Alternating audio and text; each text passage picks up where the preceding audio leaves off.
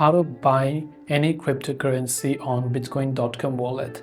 Now you might be thinking that bitcoin.com wallet app can only be used to buy Bitcoin. Well, no, it also supports other form of cryptocurrency on the platform.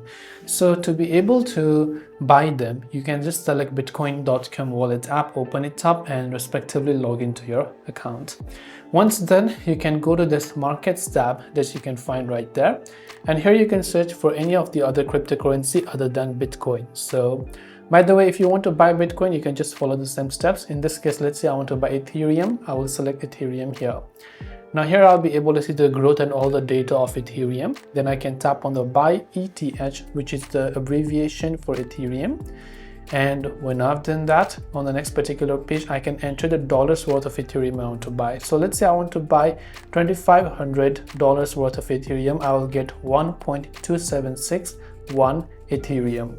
So that's the value you will get, and you can select receive to my Ethereum wallet. From the bottom, you can see a couple of payment method.